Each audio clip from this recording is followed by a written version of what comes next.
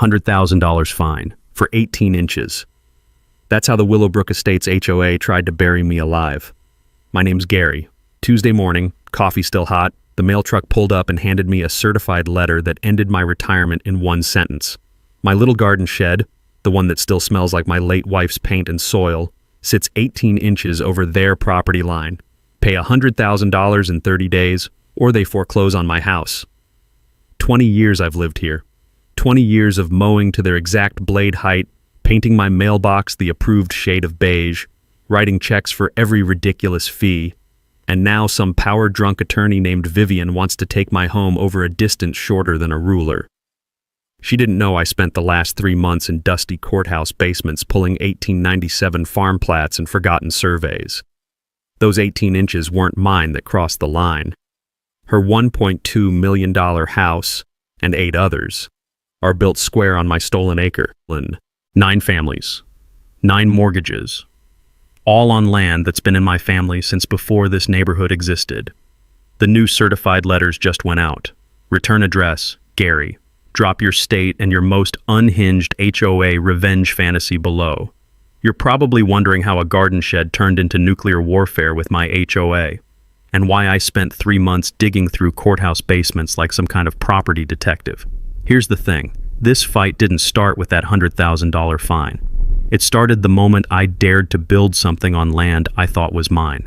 I'm Gary Hendricks, 58, retired electrician. Been living in Willowbrook Estates since 2003 with my wife Linda. She passed from cancer in 2019, and the house still smells like her lavender soap in the bathroom, a scent that hits me every morning like a gentle punch to the heart. Willowbrook sits on what used to be my great-grandfather's farm. Heinrich Hendricks worked this land from 1890 until he sold it to developers in 1997. Rolling hills, good soil, the kind of place where you could still hear roosters crowing at dawn before the bulldozers showed up. The developer carved up 127 acres into 47 modest ranch homes for working families. Nothing fancy, vinyl siding, concrete driveways, and the occasional decorative mailbox shaped like a barn. The HOA started in 2001 with basic rules. Keep your grass under 3 inches, don't park boats in driveways, pay your $150 monthly dues. Simple stuff that made sense. For 20 years, I followed every regulation like a good soldier. Mowed twice weekly with military precision. Painted my mailbox desert sand beige. Yes, that's the actual approved color name from their 12-page style guide. The sound of my lawnmower every Wednesday and Saturday became neighborhood background music. Then Vivian Ashworth moved in. Spring of 2018, she bought the big colonial at the end of Maple Drive, the one with the 3-car garage and the lawn that looks like green carpet. Real estate attorney with a corner office downtown, she made sure everyone knew. Drove a white BMW that sparkled like a dental commercial, washing it every Sunday at exactly 9 a.m. with imported car soap that probably cost more than my monthly grocery budget. When someone in an HOA starts talking about fiduciary responsibility and property value optimization, check your wallet. They're usually reaching for it. Most HOA board members have 0 legal training but unlimited authority to fine you into bankruptcy. Vivian got elected president in 2021, promising to elevate community standards. Suddenly, my 20-year-old pickup truck was detrimental to neighborhood aesthetics. My garden tools visible through the garage door were inconsistent with residential presentation guidelines. But after Linda died, I couldn't handle opening that garage every day and seeing her empty potting bench, her watering cans lined up like loyal soldiers waiting for orders that would never come. So last March, I decided to build a storage shed, 8 by 10 feet, basic construction. I measured everything 3 times using my grandfather's old metal tape measure. The thing was so worn, the numbers had faded to ghost marks, but it still clicked with that satisfying metallic snap when you locked it in place. The smell of fresh cedar boards and sawdust filled the air as I worked, reminding me of weekend projects Linda and I used to tackle together. She'd hold boards steady with those delicate hands that somehow never trembled, even when cancer was eating her from the inside. Vivian showed up the day I finished the roof, stepping across my gravel driveway like she was navigating a minefield. The crunch of stones under her designer heels announced her approach from 50 yards away. "Mr. Hendricks," she said, her voice carrying that particular tone wealthy people use when addressing the help. "This structure appears problematic. Where's your documentation proving setback compliance? I showed her my measurements. 10 feet back from the property line, clear as day. She pursed her lips like she'd bitten into a lemon. I'm afraid amateur measurements aren't sufficient for permanent structures. You'll need a professional boundary survey. $800, I said, for a garden shed. Then perhaps you should have consulted the Architectural Review Committee first. That's when I knew this wasn't about building codes. This was about putting the working-class widower back in his place. What I discovered over the next 3 months would flip that power dynamic completely upside down. Vivian didn't waste time turning the screws. 3 days after our little chat about my shed, I found a formal violation notice zip-tied to my front door like some kind of legal scarlet letter. The paper felt expensive between my fingers. Thick stock with embossed letterhead that probably cost more than my monthly electric bill. The notice gave me 30 days to either relocate my non-compliant structure or face escalating enforcement action including liens, attorney fees, and potential foreclosure proceedings. 2 pages of lawyer speak that basically translated to, move your shed or we'll steal your house. She'd also CC'd the entire neighborhood on an email titled Community Compliance Update. Nothing says professional like public shaming, right? Most folks started avoiding eye contact when I checked my mail that week. The smell of fear hung in the suburban air thicker than barbecue smoke. But I found 2 allies who weren't intimidated by clipboard tyranny.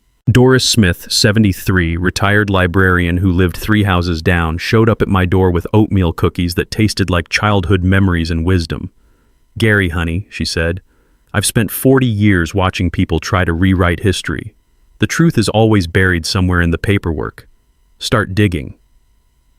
Jake Rodriguez, 28, mechanic who restored classic cars in his garage, understood what it meant to build something with your hands and have someone else try to tear it down.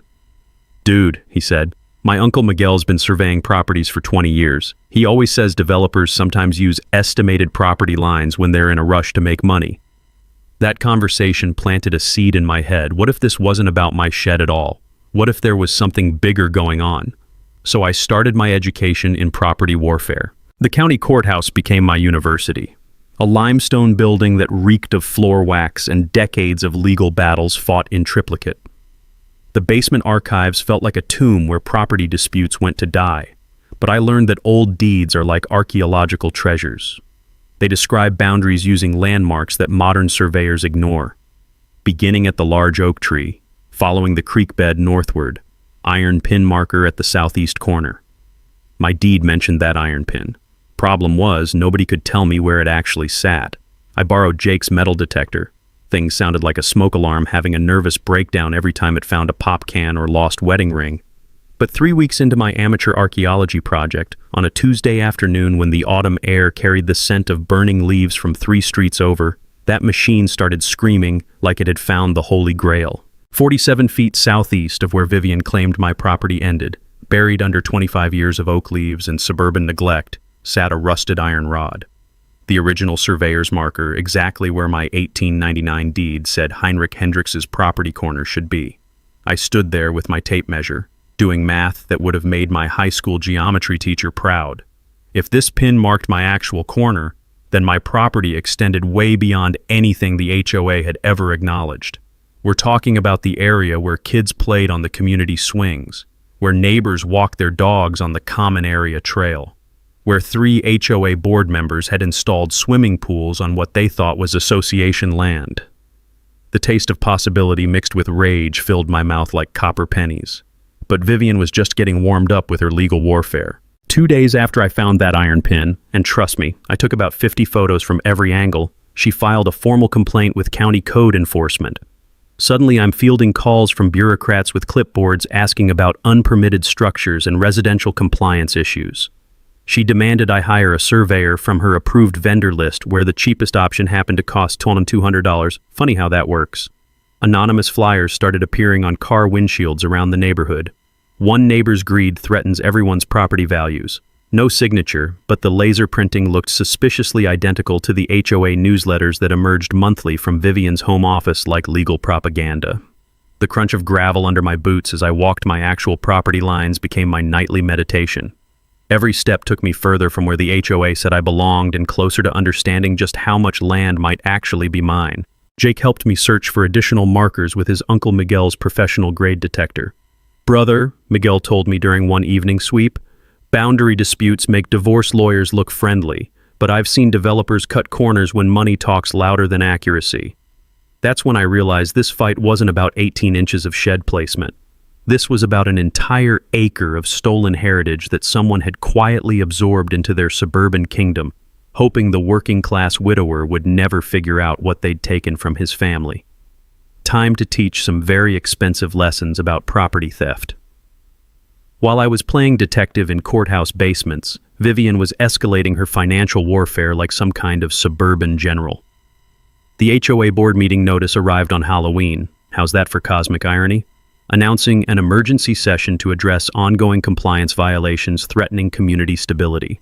Nice. Translation. They were voting to financially execute me. The meeting was pure theater. 6 board members crowded around Vivian's mahogany dining room table like they were negotiating international treaties instead of arguing about a garden shed.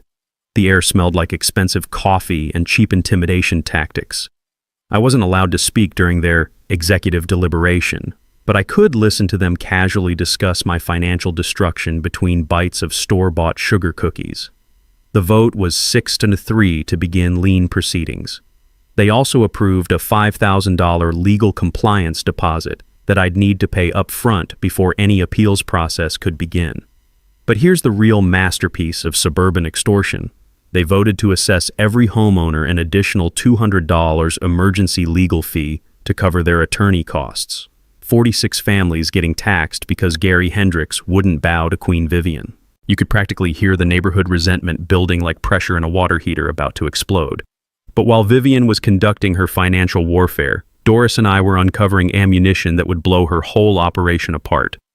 Doris had spent 4 decades helping people navigate bureaucratic mazes. She knew which county clerks would actually help you find files instead of just pointing toward dusty corners and disappearing for extended coffee breaks. Together, we made a discovery that turned my iron pin find into small change. The original subdivision plat, filed with the county in 1998, showed my lot as 1.7 acres. Clean, simple, documented. But every survey since then, including my own mortgage paperwork, showed only 1.2 acres. Half an acre had simply evaporated from my legal description somewhere between the developer's grand plans and the final subdivision approval. I remember standing in the city planning office, fluorescent lights buzzing overhead like electronic mosquitoes, staring at maps that proved someone had committed what amounted to legalized theft. The sharp scent of copying machine toner mixed with the metallic taste of betrayal filling my mouth. "Doris," I whispered, "that missing half acre isn't empty land. It's the playground where kids have been playing for 20 years, the walking trail, the entrance landscaping with those fancy brick pillars." She traced the property lines with a librarian's precision, her finger following boundaries that told the real story. "Gary, honey, it's also underneath 9 different families' backyards. Look at these lot lines overlapping your original property." That weekend, Jake's Uncle Miguel showed up with professional surveying equipment rattling in his truck bed like expensive wind chimes. Miguel had been measuring land since before GPS made everything digital, back when surveyors used actual skill instead of satellite magic. He'd seen every trick developers use to squeeze extra profits from family farms. "Brother," Miguel said, comparing my 1899 deed with the 1998 subdivision plat, "if these old boundaries are legit, you don't just own that playground. You own dirt underneath 9 different houses, including swimming pools, including driveways, including 3 HOA board members who just voted to steal your house." The sweet irony of that discovery could have powered my house for a month. But Miguel's weathered face carried a warning along with the revelation. I'd learned over the years that when experienced tradesmen got serious, you listened. "Gary, you're sitting on a legal nuclear bomb. You could demand immediate evacuation of your land, force them to move structures or pay massive compensation. But you'd also destroy innocent families who bought houses thinking they owned land that was never the developer's to sell." The moral weight of that reality hit heavier than any physical blow. Meanwhile, Vivian was orchestrating a propaganda campaign that would have impressed political consultants. She organized an emergency community meeting complete with PowerPoint presentations and pie charts, showing how my selfish non-compliance threatened everyone's property values by up to 15%. She even hired a real estate appraiser to lecture about boundary dispute contagion. Apparently, my shed was some kind of legal disease that could spread to other properties. But every escalation tactic she used created more evidence for the harassment case building in my filing cabinet. Every nasty email, every anonymous flyer, every public meeting where she painted me as the neighborhood terrorist. Anonymous attacks escalated from car windshields to direct mailbox drops. Gary Hendricks destroying community harmony for personal gain. Someone created a Facebook page called Willowbrook Property Values Watch, featuring scary articles about boundary disputes triggering property tax disasters. I documented everything with an electrician's methodical precision. Photos with timestamps, witness statements, saved correspondence. Because when you're fighting someone who thinks property rights are suggestions, you need evidence that can survive legal cross-examination. The taste of justice was getting stronger, but I was about to discover just how deep this rabbit hole really went. By December, Vivian had escalated from neighborhood politics to professional warfare. Her attorney sent me a cease and desist letter thick enough to stop bullets, all whereases and heretofores designed to intimidate anyone who'd never seen the inside of a law library. The letter demanded I stop harassing neighbors with frivolous property claims and threatened defamation lawsuits for spreading malicious lies about legitimate HOA authority. The irony was so thick you could spread it on toast. A lawyer living on my stolen land was threatening to sue me for claiming my own property. But Vivian made a critical error. She underestimated a widower with nothing left to lose and a network of allies who'd spent decades dealing with bureaucratic bullies. Sarah Kim from the county newspaper heard about our dispute through the community grapevine. HOA horror stories travel faster than news about lottery winners and celebrity divorces, and something about a real estate attorney fining a grieving widower over 18 inches had triggered every investigative instinct Sarah had developed during 10 years, exposing small-town corruption. "Mr. Hendricks," she said, sitting in my kitchen while the coffee maker gurgled like a satisfied cat, "I've covered dozens of HOA disputes. Most are petty power trips that burn out after people get tired of fighting. But your case feels different. The financial amounts, the aggressive timeline, the professional legal representation over a garden shed. Something much bigger is hiding underneath all this." That's when I spread everything across my kitchen table like evidence from a murder investigation. The iron pin discovery, the missing half-acre from my deed, the 1998 subdivision plat proving 9 families were living on land that legally belonged to my family. Sarah's eyes lit up like she'd discovered buried treasure. "Gary, this isn't a boundary dispute. This is systematic property theft disguised as suburban development." Miguel officially agreed to conduct a professional survey for $400. Friend rate, he called it, because apparently even surveyors have hearts. But more importantly, Doris had connected me with Bill Watanabe, a retired county surveyor who'd spent 40 years measuring disputed property before computers made everything supposedly easier. Bill had actually worked on some of the original farm subdivisions back in the 1990s, back when surveyors still used chains and transits instead of satellites. "Gary," Bill said, studying our evidence with the intensity of a detective examining crime scene photos, "I've seen developers cut corners to meet deadlines, use estimated boundaries instead of proper surveys. But I've never seen property theft this systematic, this well-disguised." Bill's professional review confirmed what Miguel had suspected. I legally owned 2.3 acres, exactly as Heinrich Hendricks had retained when he sold the farm in 1997. But here's where the story took a turn that nobody expected, not even me. While cross-referencing bankruptcy court records, because apparently Bill had learned over the decades that developers go bust more often than restaurants, he discovered something that changed the entire nature of our fight. Vivian's law firm hadn't just represented the original Willowbrook developer. They'd represented him in 3 other subdivisions across the county, all involving similar boundary estimation issues, all involving missing acres that mysteriously became common areas, all involving HOAs that later fined original property owners for violations on their own stolen land. "Gary," Bill said, his voice carrying the weight of 40 years watching good people get screwed by legal technicalities, "this isn't accidental fraud. This is a systematic scheme. Your neighborhood is just one of 4 communities built using this exact pattern." The taste of that revelation was like biting into an electrical wire, shocking, bitter, and absolutely energizing. 17 families across the county had been victimized by the same land theft scheme that was being used against me. Vivian hadn't just known about the boundary fraud from the beginning, her law firm had helped design it. But while I was building this legal nuclear weapon, Vivian was attempting to destroy me through bureaucratic carpet bombing. She contacted my pension administrator with concerns about my grief-related mental decline. She filed complaints with the State Real Estate Commission claiming I was practicing law without a license by advising neighbors about property rights. She even hired a private investigator to examine my financial records, hunting for gambling debts or substance abuse that might explain my increasingly erratic behavior.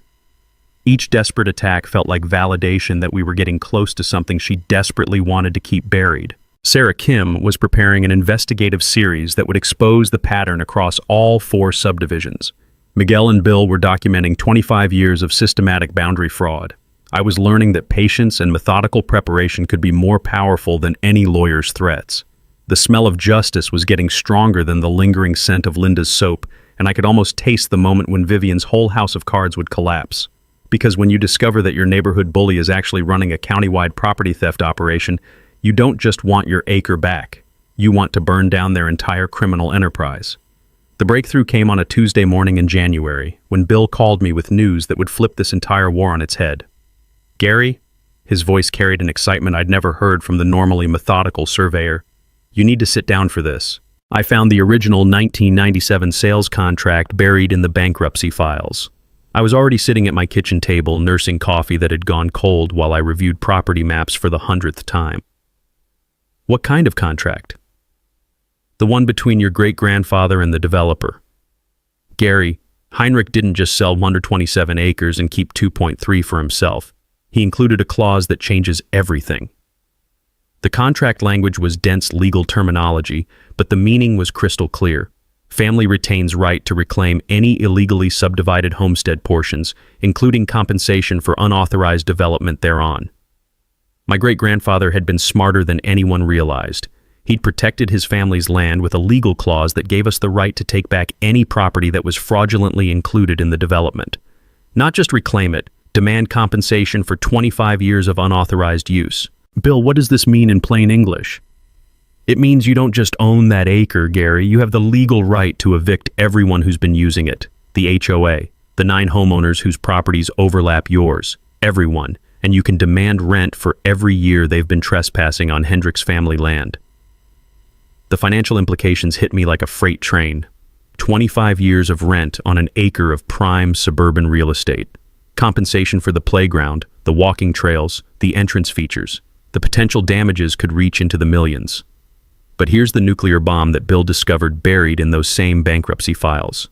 Vivian's law firm had been the developer's legal counsel during the original fraud. They'd known about Heinrich's protective clause from day one. They'd helped the developer illegally absorb my family's acre into common areas, betting that a working-class family would never have the resources to fight back. Vivian hadn't just been harassing me over 18 inches of shed placement. She'd been trying to intimidate me into submission before I discovered that her entire neighborhood was built on land her law firm had helped steal from my family. The HOA's financial exposure was catastrophic. If I exercised my legal rights, they'd lose 40% of their common areas overnight. 9 homeowners could sue the HOA for selling them properties with invalid titles. The association's insurance specifically excluded coverage for pre-existing boundary disputes, meaning every penny would come out of member assessments. Vivian's personal exposure was even worse. As a real estate attorney who'd failed to disclose known title defects, she could face professional sanctions, malpractice lawsuits, and personal liability for the HOA's damages. Her own $1.2 million home sat partially on my reclaimed acre. But here's what made this discovery so personally satisfying. I now held all the power in this relationship. Vivian had spent months trying to destroy my life over a garden shed, not knowing that I could legally destroy her entire community with a single court filing. The moral complexity was staggering. I didn't want to hurt innocent families who'd bought homes in good faith. Kids played on that playground every afternoon. Elderly neighbors used those walking trails for daily exercise. These weren't the enemy. They were victims of the same fraud that had targeted my family. But Vivian? She'd known the truth from the beginning and chosen to attack rather than negotiate. She'd tried to steal my house rather than admit her law firm's role in 25 years of property theft. I had 48 hours to decide. offer a reasonable settlement that would let everyone save face, or exercise the nuclear option that would expose the fraud but potentially destroy innocent lives. Sometimes justice and mercy require the same courage, just pointed in different directions. The taste of absolute power was intoxicating, but the weight of absolute responsibility was crushing. The next week felt like preparing for the most important chess match of my life, except the stakes weren't just winning or losing. They were justice versus destruction, accountability versus community harmony. Sarah Kim introduced me to Marcus Washington, a civil rights attorney who specialized in HOA abuse cases and had built his career on contingency fees fighting institutional bullies. Marcus was the kind of lawyer who drove a 10-year-old Honda but wore suits that cost more than my monthly pension, the kind of professional who'd learned that image mattered less than results in courtrooms. "Gary," Marcus said, reviewing our evidence in his cluttered office that smelled like legal briefs and strong coffee. "This isn't just the strongest property rights case I've seen in 20 years. This is a federal civil rights violation disguised as suburban development. Systematic fraud targeting families based on class and economic vulnerability. Our legal strategy crystallized around a two-pronged approach: file a formal, quiet title action to reclaim my property rights, while simultaneously offering the HOA a reasonable settlement that would avoid destroying innocent families. The settlement offer Marcus crafted was elegant in its simplicity: $50,000 compensation for 25 years of unauthorized land use, a public apology acknowledging the boundary fraud, permanent exemption from all HOA dues and regulations for my property, and immediate governance reforms to prevent future abuse. The alternative was nuclear, full property reclamation, which would displace 9 families, eliminate most common areas, and expose the HOA to millions in damages from members who'd discover their titles were fraudulent. Bill and Miguel agreed to provide expert witness testimony, documenting how the systematic boundary fraud had affected multiple subdivisions across the county. Doris organized a Gary Defense Fund that had grown to $11,400 from neighbors who'd realized they might be next on Vivian's hit list. But the real weapon in our arsenal was the media strategy Sarah Kim had developed. Her investigative series would expose the pattern across all 4 subdivisions, where Vivian's law firm had represented developers using identical boundary estimation schemes. 17 families had been victimized by the same fraud targeting me. The story would run regardless of how the HOA responded to our settlement offer, but timing could influence whether it portrayed them as reformed community leaders or exposed criminals. Marcus also prepared what he called technical legal maneuvers that would freeze Vivian's ability to cause further damage. Filing a lis pendens against all 9 properties on my acre would prevent any real estate transactions until the boundary dispute was resolved. Requesting a full HOA audit would likely reveal years of financial mismanagement and potentially criminal embezzlement. Demanding disclosure of Vivian's professional liability insurance would force her to admit she'd been practicing law while knowing about undisclosed conflicts of interest. I learned something fascinating during our preparation. When HOAs face serious legal challenges, their insurance companies often refuse coverage and require individual board members to pay damages personally. Vivian's aggressive tactics had potentially exposed every board member to personal bankruptcy.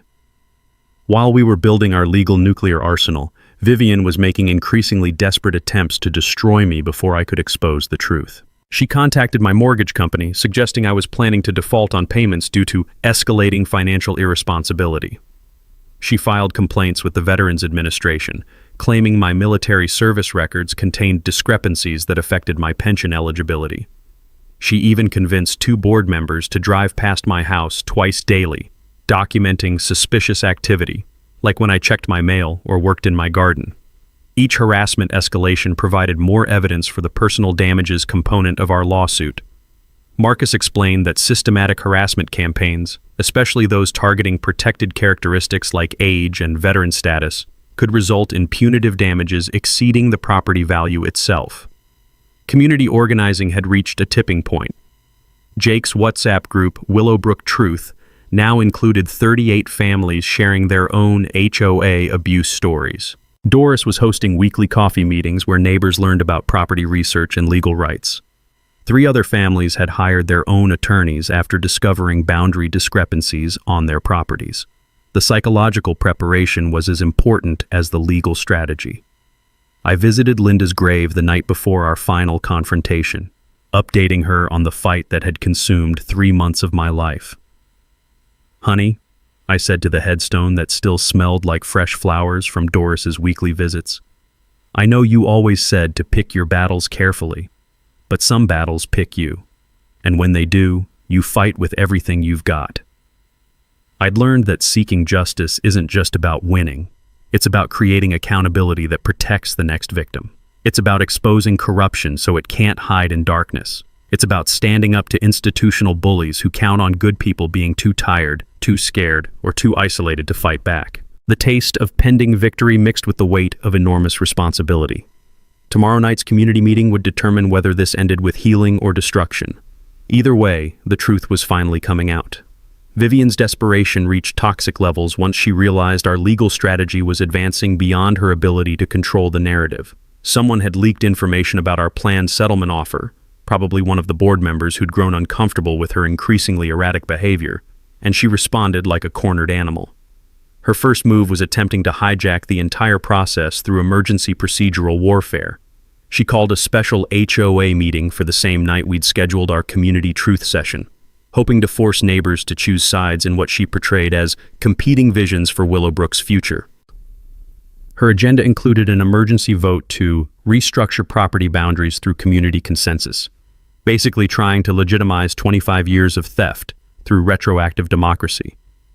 She also contacted the original developer's insurance company, filing a claim that portrayed me as a fraudulent opportunist, exploiting bankruptcy technicalities to extort compensation from legitimate development.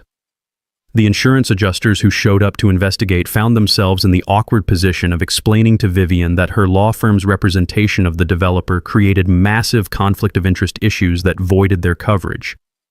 But Vivian's most desperate gambit was spreading rumors designed to turn the entire neighborhood against me before the truth could emerge. Gary Hendricks is planning to build low-income apartments on his reclaimed acre, she told anyone who'd listen, complete with fake architectural renderings that Jake later discovered she'd downloaded from a Denver housing development website. He's going to destroy our property values and bring in exactly the kind of residents who don't respect community standards. The racist undertones weren't subtle, but they were effective with certain neighbors who valued property values over property rights. Meanwhile, I was quietly gathering the evidence that would expose not just Vivian's harassment campaign, but the much larger fraud she'd been desperately trying to conceal.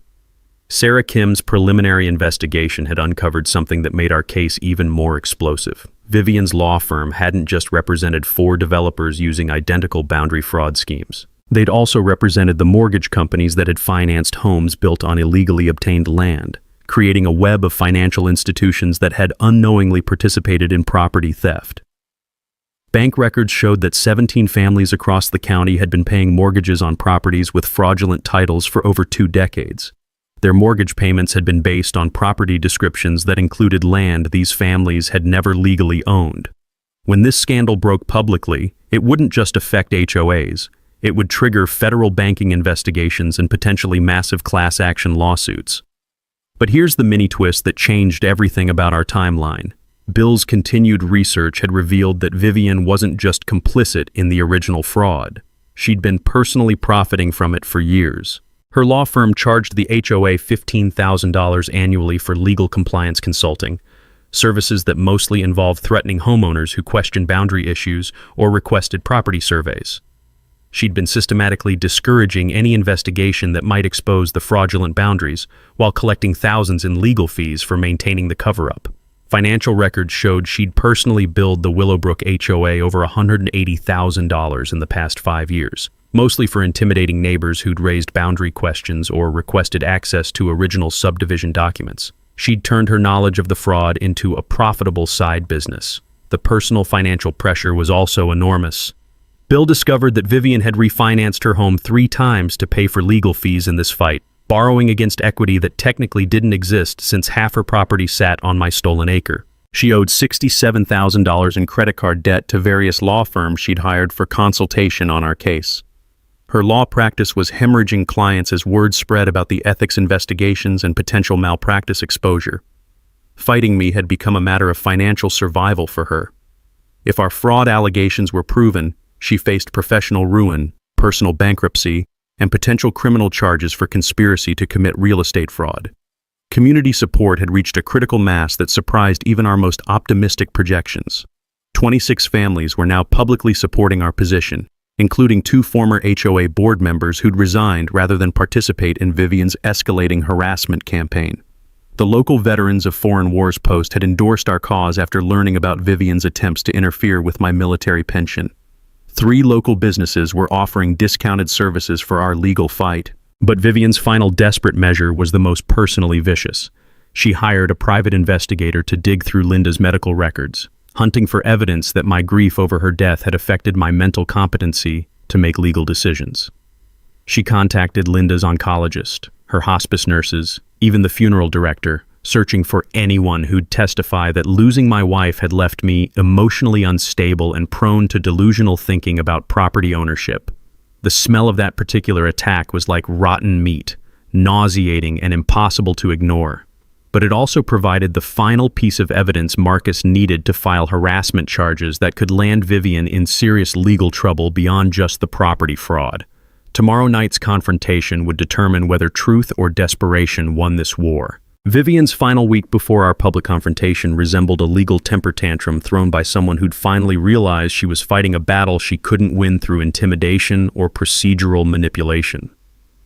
Her most audacious move was attempting to bribe 3 of our key supporters with special landscaping improvement credits worth $20,500 each, offering to waive their upcoming HOA assessments if they'd publicly withdraw support for my frivolous property claims. Jake recorded the entire conversation when she approached him, creating evidence of witness tampering that Marcus immediately filed with the county prosecutor's office. She also tried getting an emergency restraining order to prevent me from attending the community meeting, claiming in sworn court documents that my increasingly erratic behavior and obsessive property research constituted harassment of HOA board members. The judge who reviewed her petition spent about 10 minutes examining our evidence before dismissing her request and suggesting she might want to focus on substantive legal defenses rather than procedural distractions. But Vivian's most desperate gambit revealed just how far she was willing to sink to protect her financial interests. She contacted the state's Adult Protective Services, filing a formal complaint suggesting that my obsessive focus on deceased wife's belongings indicated possible dementia or depression severe enough to affect my legal decision-making capacity. She provided a detailed report claiming I'd been seen talking to empty air in my backyard. Apparently, my conversations with Linda at her memorial rose garden constituted evidence of mental illness. The APS caseworker who visited me was a kind woman named Patricia, who'd spent 15 years distinguishing between legitimate elder abuse and malicious complaints filed by people with ulterior motives. "Mr. Hendricks," Patricia said, sitting in my kitchen while reviewing the mountain of organized legal documents spread across my table. "Whoever filed this complaint either doesn't understand grief or is deliberately misrepresenting normal mourning behaviors. Your documentation and timeline show cognitive function that most attorneys would envy." Meanwhile, my evidence gathering had reached the point where we could prove systematic fraud extending far beyond just my property. Sarah Kim's investigation had uncovered the full scope of what she was calling the Willowbrook scheme. Vivian's law firm had represented developers in 6 subdivisions across 3 counties, all using identical boundary fraud techniques to absorb original property owners' land into common areas. 23 families had been victimized by variations of the same theft that targeted my acre. But here's the mini twist that transformed our case from property dispute to potential federal crime. Bill's research had revealed that the fraudulent boundary schemes weren't random developer shortcuts. They were systematic targeting of inherited family land, particularly properties owned by working-class families, elderly residents, and military veterans who were perceived as less likely to have resources for legal challenges. The pattern was unmistakable and probably criminal under federal civil rights statutes. Financial records showed Vivian's law firm had collected over $2.3 million in fees from HOAs and developers involved in these boundary fraud schemes over the past decade. They'd built a profitable business model around stealing family land and then charging victims for the privilege of being robbed. Her personal financial desperation had also reached critical mass. Bank records revealed she'd taken a 3rd mortgage on her home to pay legal fees for our fight, borrowing against property equity that didn't legally exist. Her law firm partners were pressuring her to settle before their malpractice insurance was canceled. 3 clients had fired her after learning about the ethics investigations, and the State Bar Association had scheduled formal disciplinary hearings for February. But Vivian's most revealing desperate measure was her attempt to flee accountability entirely. Real estate records showed she'd quietly listed her house for sale through a private broker, planning to relocate to a different state before our fraud allegations could result in criminal charges. She'd also transferred significant assets to offshore accounts in the Cayman Islands, apparently hoping to protect her wealth from the civil damages that were becoming inevitable. Community sentiment had shifted so dramatically that even her former allies were distancing themselves from her increasingly erratic behavior. 2 HOA board members publicly resigned rather than face potential personal liability for her actions. The Property Values Defense Committee she'd organized had dissolved after members realized they might be accessories to fraud. Anonymous complaints about her conduct were flooding the State Bar Association's hotline faster than investigators could process them. The night before our final confrontation, I made one last visit to Linda's grave, bringing fresh flowers and the satisfaction of knowing that our fight was almost over. "Honey," I said, arranging roses around the headstone that had become a symbol of everything worth protecting, "tomorrow night we finish what they started, not with anger or revenge, but with truth and justice and the kind of community healing you always believed in." The taste of pending victory was sweet, but the weight of responsibility for using that victory wisely was heavier than any burden I'd carried since losing her. The Willowbrook Community Center hadn't seen this much excitement since the great speed bump controversy of 2019. By 7 p.m., every parking spot was filled, with overflow cars lining the streets like some kind of suburban pilgrimage. The smell of nervous energy mixed with fresh coffee and the lingering scent of floor wax from that afternoon's emergency cleaning. Inside, 187 people packed into a space designed for 150, with another dozen standing in the back holding smartphones ready to record whatever was about to happen. 4 local news crews had set up cameras along the walls, their lights creating a courtroom atmosphere that made everyone speak in hushed tones. County Commissioner Janet Morrison sat in the front row with a representative from the planning department, their presence lending official weight to what Vivian had tried to dismiss as a neighborhood squabble. 2 uniformed police officers flanked the entrance, not because anyone expected violence, but because the legal implications of tonight's revelations could affect property titles across the entire county. Vivian arrived fashionably late, dressed in her most expensive suit and carrying a leather briefcase that probably cost more than my monthly pension.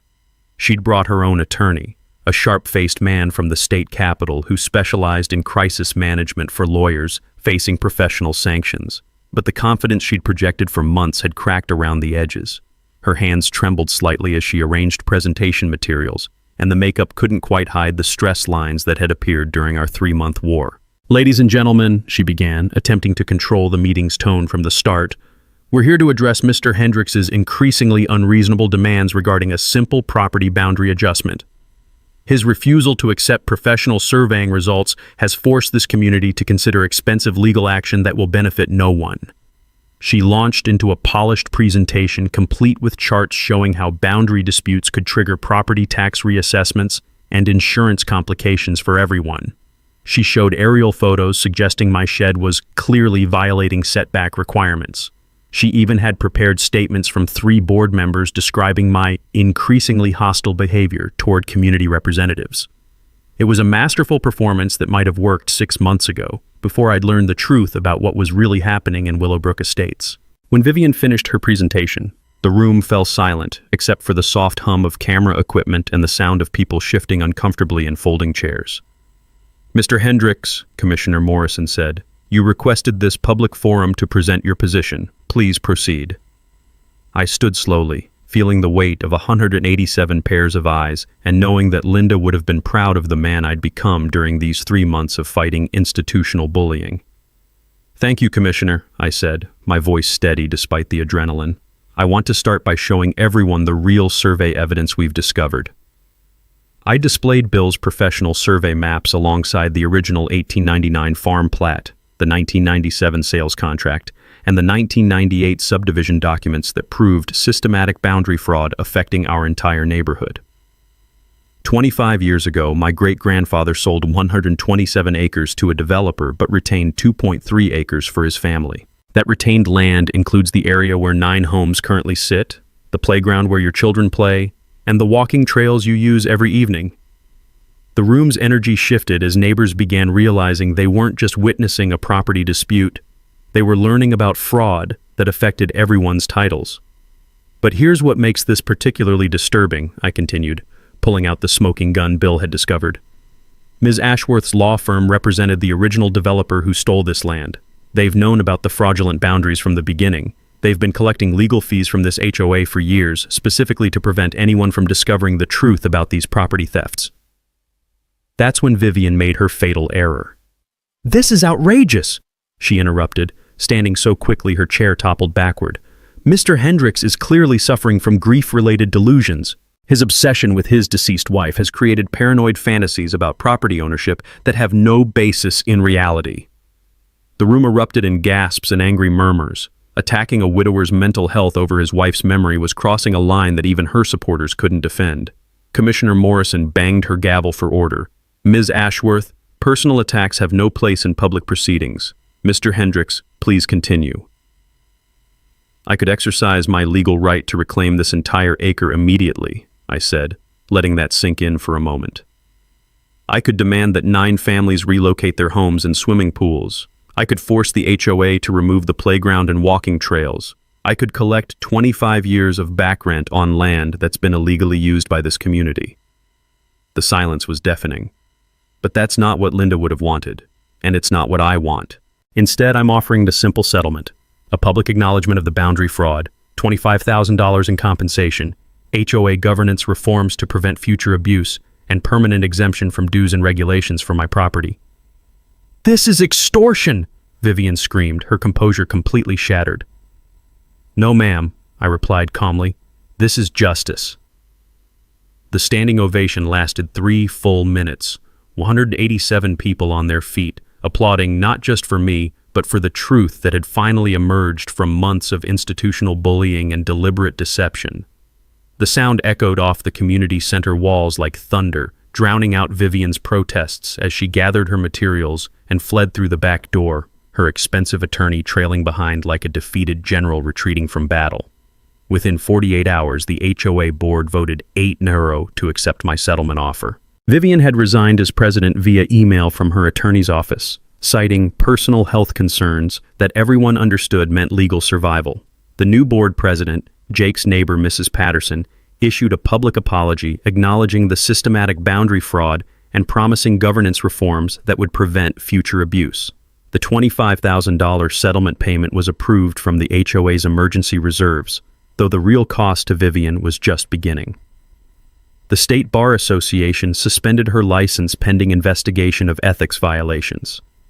3 families filed malpractice suits against her law firm for fraudulent property representations. Her house sold for $200,000 below asking price after buyers discovered the title defects, forcing her into bankruptcy and relocation to her sister's home in Phoenix. But Vivian's downfall wasn't the most important outcome of our fight. Sarah Kim's investigative series won a state journalism award and triggered federal investigations into systematic property fraud affecting working-class families across 3 counties. 23 families discovered they'd been paying mortgages on land they'd never legally owned, leading to a class action lawsuit that resulted in $4.7 million in settlements from banks and developers who'd participated in the scheme. More importantly, our victory created lasting change in how HOAs operate throughout the county. New regulations require independent legal review before any fine exceeding $1,000. Board members must undergo annual training on property rights and conflict resolution. All boundary disputes must be mediated before any enforcement action can begin. I used the settlement money exactly as I'd promised during that climactic confrontation, creating Linda's legacy garden on the portion of my reclaimed acre closest to our house. The memorial garden provides fresh vegetables for the county food bank, feeding an average of 31 families each month during growing season. Doris manages the volunteer schedule. Jake built raised beds for elderly gardeners. And the annual Linda's Harvest Festival has become Willowbrook's most popular community event. The garden sits exactly where my controversial shed once stood, The same 18 inches that started our war now grows tomatoes, beans, and Linda's favorite sunflowers. The irony tastes sweeter than anything we harvest. My property taxes were corrected to reflect the true 2.3-acre size, and my HOA dues were permanently eliminated as part of the settlement. More importantly, I've served on the county's HOA Oversight Committee for 2 years, helping other families navigate property disputes before they escalate into legal warfare. The personal transformation has been as significant as the legal victory. I'm dating again for the first time since Linda's death, a widow named Carol who appreciates both my gardening skills and my willingness to fight institutional bullies. I speak at senior centers and veterans groups about property rights and community organizing. I've helped 6 other families research boundary fraud in their neighborhoods. 1 year after our public confrontation, Willowbrook Estates is stronger than ever. Property values increased once the title uncertainties were resolved. The community garden has become a gathering place where neighbors actually know each other's names. Children play on playground equipment that now sits on legally designated common land instead of stolen property. But the most meaningful change is intangible. A community that learned the difference between legitimate authority and petty tyranny, between following rules and blind obedience, between individual rights and collective responsibility. As I write this, I'm sitting in Linda's garden, watching sunset paint the sky orange and purple, while the smell of ripe tomatoes and fresh basil fills the evening air. The taste of justice never gets old, but the flavor of community healing is even better. Share your HOA nightmare in the comments below, and hit that subscribe button because next week I'm exposing a $2.8 million embezzlement scheme that one HOA board ran for 7 years before a retired accountant with a metal detector brought down their whole operation. Sometimes the best revenge isn't revenge at all. Sometimes it's making sure the next person doesn't have to fight alone.